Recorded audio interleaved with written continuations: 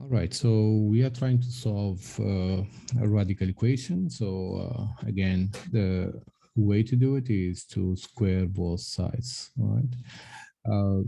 Probably before squaring both sides, you need to make sure that only one radical sign from one side if it's possible, right? So this can be squared and this can be squared.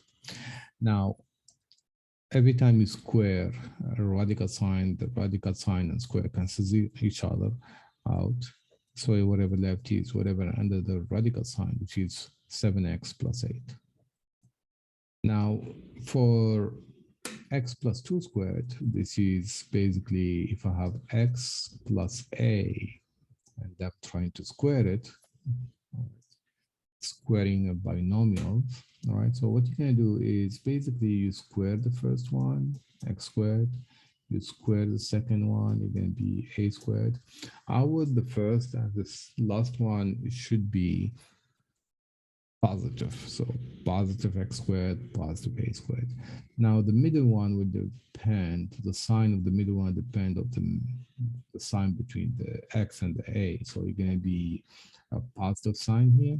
And then what you're going to do, you're going to multiply the 2 times the a times the x, 2ax, and that's going to be your answer.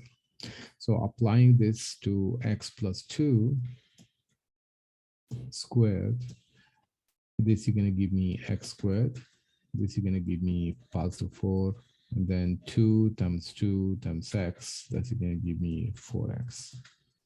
All right, so this is going to be x squared plus 4x plus 4.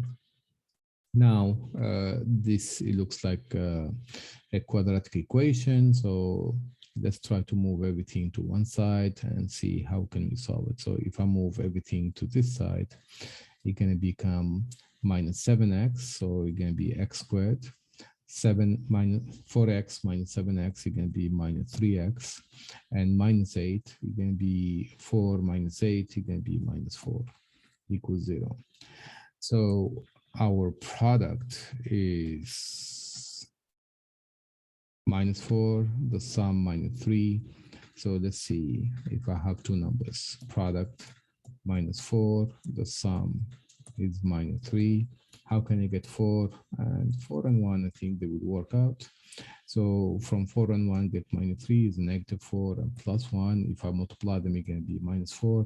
Add them up, it's going to be minus 3. So those are my numbers, right?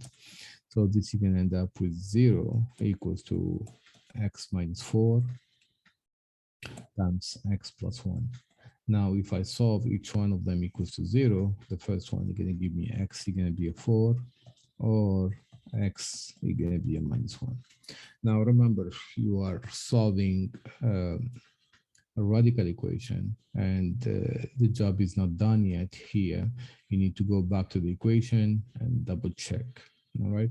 If it is true statement, you keep it. If it is false statement, you reject it. All right. So I see I'm running out of space. So let's see here. Let's squeeze it here. So if I plug it into the first one, for x is going to be a 4. This is going to be square root of 7 times 4 plus 8, square root of it, equals to 4 plus 2. So is it true statement or false statement? 7 times 4 is going to be a 28 plus 8. All right. And 4 plus 2 is going to be 6. All right. Radical 28 plus 8 is going to be a 36. Is it radical 36 equal to 6, which is true? If it is true, you keep this one. All right. We do the same thing for x equals to minus 1. We plug it into this equation again, the original equation. It's going to be 7 times minus 1 plus 8 equals to minus 1 plus 2. So 7 times minus 1 is minus 7, plus 8 is going to be a radical 1. Minus 1 plus 2 is going to be a 1. Is it radical 1 equals to 1? That's true again. So if it is true, you're going to keep this one as well, right? So now we have two solutions. We kept both of them. The final set of solutions is going to be -1, 4. All right, so this is my final answer, right?